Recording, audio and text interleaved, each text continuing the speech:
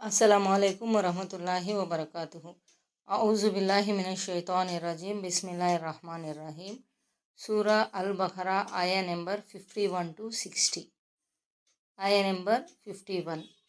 జ్ఞాపకం చేసుకోండి, మేము మూసా అలైహిస్సలాంకు 40 రాత్రుల వాగ్దానం చేసి అతన్ని పిలిచినప్పుడు అతను వెళ్ళిన తరువాత మీరు ఆవు దూడను పూజించడం మొదలెట్టారు. ఆ విధంగా మీరు దుర్మార్గానికి పాల్పడ్డారు. ఫిరోన్ ప్రజల దాస్యం నుండి విముక్తి నొందిన తరువాత ఇస్రాయిల్ సంతతి వారు సినాయ్ ద్వీప కల్పానికి చేరుకున్నారు. ఆవు దూడను పూజించే సంఘటన జరిగింది ఆ రోజుల్లోనే. మూసా అలైహిస్సలాంకు తౌరాతు గ్రంథం ప్రసాదించేందుకు అల్లా 40 రాత్రుల కోసం ఆయన్ని తూర్ పర్వతంపైకి పిలుచుకున్నాడు. మూసా అలైహిస్సలాం ప్రజల మధ్య నుంచి వెళ్ళగానే ఇస్రాయిలీయులు సామిరీ అనే వ్యక్తి మాయమాటల్లో పడిపోయి దూడను పూజించడం మొదలెట్టారు. మానవుడు ఎంత బరి తెగించిన భౌతికవాది. దేవుని గొప్ప గొప్ప నిదర్శనాలను తన కళ్ళారా చూసినప్పటికీ, ప్రవక్తలు మూసా, హారూన్ తన ముందు ఉన్నప్పటికీ ఆవు దూడను తన ఆరాధ్య దైవంగా చేసుకున్నాడు. ఇది అతనిలోని విపరీతమైన ధార్మిక నిర్లక్ష్య భావానికి తార్కాణం. నేటి నవతరం కూడా ఈ విషయంలో ఎవరికీ ఏమాత్రం తీసిపోదు. నేటి ఆధునిక ముస్లింలు సైతం బహుదైవోపాసనతో కూడుకున్న మూఢనమ్మకాలలో, దురాచారాలలో దారుణంగా చిక్కుకొని ఉన్నారు. అయితే ముస్లింలనేవారు షిర్కులో ఎలా చిక్కుకుంటారు అని వాళ్ళు తమ్ము తామే సముదాయించుకుంటున్నారు. చూడబోతే మరి వాళ్ళు చేసేది షిర్కే. రాతి విగ్రహాలను పూజించేవారు మాత్రమే ముష్రికులని ఈ ముష్రిక్ ముస్లింలు తలపోస్తున్నారు. కానీ రాతి బొమ్మలను పూజించే బహుదైవారాధకులు ఏం చేస్తారో ఈ ముస్లింలు కూడా సమాధుల వద్దకు పోయి అదే చేస్తున్నారు. అల్లా మనల్ని ఈ షిర్క్ జాడ్యం నుంచి కాపాడుగాక. ఆయ నెంబర్ 52। అయినప్పటికీ మేము మిమ్మల్ని మన్నించి వదిలిపెట్టాము, అలాగైనా కృతజ్ఞులవుతారేమోనని. ఆయ నెంబర్ 53। ఇంకా మేము మూసాకు మీ మార్గదర్శకత్వం నిమిత్తం గ్రంథాన్ని, గీటురాయిని ప్రసాదించాము. ఇది కూడా ఇస్రాయిల్ వంశస్థుల ఎర్ర సముద్రం దాటిన తరువాత జరిగిన సంఘటనే. బహుశా తౌరాత్ గ్రంథాన్ని గీటురాయిగా పేర్కొని ఉండవచ్చు. ఎందుకంటే ప్రతి ఆకాశ గ్రంథం సత్యాసత్యాలను, ధర్మాధర్మాలను వేరుపరిచేదే ఉంటుంది. లేక అద్భుతాలనే గీటురాయిగా చెప్పబడి ఉండవచ్చు. అద్భుతాలు, మహిమలు కూడా ధర్మాన్ని, అధర్మాన్ని పరికించటంలో కీలక పాత్ర వహిస్తాయి. ఆయ నెంబర్ 54। మూసా తన జాతి ప్రజలతో ఇలా అన్నాడు: ఓ నా జాతి వారలారా, ఆవు దూడను ఆరాధ్య దైవంగా చేసుకుని మీరు మీ స్వయానికి అన్యాయం చేసుకున్నారు. కనుక ఇప్పుడు మీరు పశ్చాత్తాప భావంతో మీ సృష్టికర్త వైపుకు మరలండి. ఈ ఘోర కృత్యానికి పాల్పడిన మీలోని వారిని చంపండి. మీ సృష్టికర్త వద్ద ఇదే మీ కొరకు మేలైనది. మరి ఆయన మీ పశ్చాత్తాపాన్ని స్వీకరించాడు. నిస్సందేహంగా ఆయన పశ్చాత్తాపాన్ని స్వీకరించేవాడు, కనుకరించేవాడు. వారు చేసిన షిర్క్ చేష్టను గురించి మూసా అలైహిస్సలాం తీవ్రంగా మందలించిన తరువాత వారిలో పశ్చాత్తాప భావన జాగృతమయ్యింది. వండొకరిని హతమార్చుకోవడమే దానికి పశ్చాత్తాపమని తీర్మానించడం జరిగింది. వండొకరిని హతమార్చుకోండి అన్నది అరబీ మూలంలో ఉన్న పదం. దీనికి 2 వ్యాఖ్యానాలు చెప్పబడ్డాయి. వాటిలో ఒకటి, ఆవు దూడను పూజించిన వాళ్ళందర్నీ 2 వరుసల్లో నిలబెట్టి ఒకరినొకరు చంపుకోమని ఆదేశించడం జరిగింది. రెండోది, షిర్కుకు ఒడిగట్టిన వారందరినీ ఒక పక్కన నిలబెట్టి ఈ ఘోర కృత్యానికి దూరంగా సురక్షితంగా ఉన్న వారిని పిలిచి వారి చేత వాళ్లను చంపించడం జరిగింది. ఆ విధంగా హతులైన వారి సంఖ్య 70,000 వరకు ఉంటుందని చెప్పబడింది. ఆయ నెంబర్ 55। మీరు మూసాతో అన్న మాటలను గుర్తుకు తెచ్చుకోండి. ఓ మూసా, మేము అల్లాను కళ్ళారా చూడనంత వరకు నిన్ను విశ్వసించము. మీ ఈ పెడసరి ధోరణికి శిక్షగా మీరు చూస్తుండగానే మీపై పిడుగుపడింది. మూసా అలైహిస్సలాం 70 మందిని తౌరాత్ గ్రంథం గ్రహించే ఉద్దేశంతో తూర్ పర్వతంపైకి తీసుకెళ్లారు. మూసా అలైహిస్సలాం తిరిగి వస్తుండగా మేము అల్లాను ప్రత్యక్షంగా నీతో సంభాషిస్తుండగా చూడనంత వరకు మేము నీ మాటల్ని నమ్మబోము అని వారు తెగేసి చెప్పేశారు. వారి ఈ దౌష్ట్యానికి శిక్షగా వారి కళ్ళ ముందరే భయంకరమైన పిడుగు పడింది. ఆ దెబ్బకు వారు నేల కొరిగారు. ఈ హఠాత్ పరిణామానికి మూసా అలైహిస్సలాం కలవరం చెందారు. వాళ్ళని తిరిగి బ్రతికించమని దైవాన్ని దీనాతిదీనంగా వేడుకున్నారు. దాంతో అల్లా వారికి తిరిగి ప్రాణం పోశాడు. ఆయ నెంబర్ 56. అయితే ఈసారైనా మీరు కృతజ్ఞులవుతారేమోనన్న ఉద్దేశంతో చనిపోయిన మిమ్మల్ని తిరిగి బ్రతికించాము. ఆయ నెంబర్ 57. మేము మీపై మేఘాల ఛాయను కల్పించాము. మీపై మన్ సల్వాలను ఆహారంగా దించాము.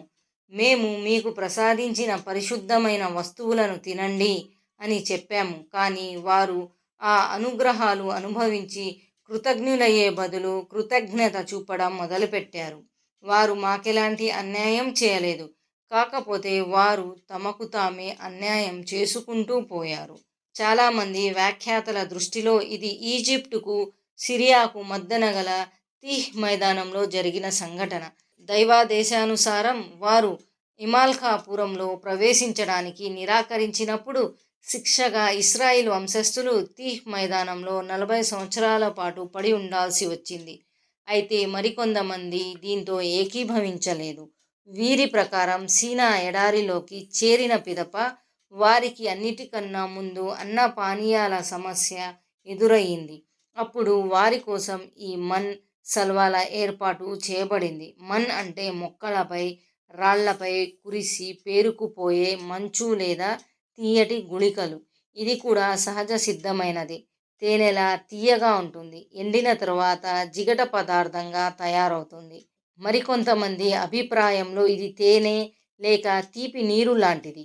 హదీసుల్లో ఉంది, పుట్టగొడుగు కూడా ఇస్రాయిల్ సంతతిపై మూసా అలైహిస్సలాంపై అవతరించిన మన్ లాంటిదే. దాని నీరు కళ్ళ జబ్బును నయం చేస్తుంది. ఇది సహీ ముస్లిం యొక్క హదీస్. దీని మతలబు ఏమిటంటే, ఏ విధంగానైతే ఇస్రాయిల్ వంశస్థులకు వేళాపాళా లేకుండా ఎప్పుడంటే అప్పుడు అన్నం సమకూర్చబడేదో అదేవిధంగా పుట్టగొడుగు కూడా ఎవ్వరూ విత్తనం నాటకుండానే సేద్యం చేయకుండానే పండుతుంది. సల్వా పూరెడు పిట్ట లేదా పిచుక తరహాలో ఉండే పక్షి. దాన్ని జిబా చేసి తినేవారు. ఆయ నెంబర్ 58. ఇంకా ఆ విషయాన్ని కూడా నెమరు వేసుకోండి. ఈ పురములో ప్రవేశించండి. అక్కడ మీకు ఇష్టమైన చోట కోరుకున్న విధంగా తృప్తిగా తినండి. కానీ నగర ముఖద్వారం గుండా పోతున్నప్పుడు సజ్దా చేస్తూ మరీ పోవాలి. పోతున్నప్పుడు హిత్తతున్ అని నోటితో పలుకుతూ ముందుకు సాగాలి. అప్పుడు మేము మీ తప్పులను మన్నిస్తాము, సదాచార సంపన్నులకు మరింతగా అనుగ్రహిస్తాము అని మేము మీతో అన్నాము. అధిక సంఖ్యాక వ్యాఖ్యాతలు ఈ పురమును బైతుల్ ముఖద్దస్ నెలకొని ఉన్న స్థలంగా భావిస్తున్నారు. ఇక్కడ సజ్దాను కొందరు ఒక అర్థంలో మరికొందరు ఇంకొక అర్థంలో తీసుకున్నారు. వంగి లేక తల వంచుకొని నగరంలో ప్రవేశించాలని మొదటి వర్గం భావించగా, కృతజ్ఞతాపూర్వకంగా సాష్టాంగపడి మరీ లోపలికి వెళ్ళాలని రెండవ వర్గం అర్థం తీసుకుంది. మొత్తం మీద దీని భావార్థం ఒక్కటే. దేవుడు ఈ సదావకాశం కల్పించినందుకు వినయ వినమ్రతలు ఉట్టిపడుతూ ఉండగా ధన్యవాదాలను అర్పించుకుంటూ లోపలికి ప్రవేశించాలి. హిత్తతున్ అంటే మా పాపాలను మన్నించుము అని అర్థం. ఆయ నెంబర్ 59. కానీ దుర్మార్గులు వారితో అనబడిన ఈ మాటను మార్చివేశారు. అందుచేత మేము కూడా ఆ దుర్మార్గులపై వారి దుర్మార్గం, ధిక్కార వైఖరికి శాస్తిగా ఆకాశం నుంచి శిక్షను అవతరింపచేశాము. సజ్దా చేస్తూ ప్రవేశించండి అని వారికి ఆజ్ఞాపించబడింది. కానీ వారు తమ పిరుదులు నేలకు రాసుకునేలా దేక్కుంటూ వెళ్ళారు. హిత్తతున్ అనడానికి బదులు హబ్బతున్ ఫీ షారతిన్ అంటే వెన్నులో గోధుమ గింజ అని పలికారు. దీని ద్వారా వారిలోని తలబిరుసుతనం ఏ స్థాయికి చేరిందో, దైవాదేశాలతో పరిహాసమాడటంలో వారెంత ముందుకు వెళ్ళిపోయారో అర్థమవుతుంది.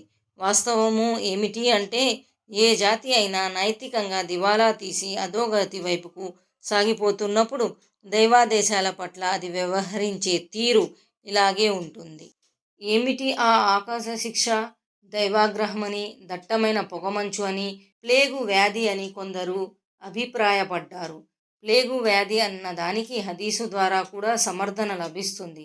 ఈ ప్లేగు వ్యాధి కూడా ఆ యాతన మరియు శిక్షలో భాగమే. మీకు పూర్వం గతించిన కొన్ని వర్గాలపై అది విరుచుకుపడింది. మీరున్న చోట గనుక ఈ వ్యాధి ప్రబలిపోతే మీరక్కడి నుంచి వేరొక ప్రాంతానికి బయలుదేరకండి.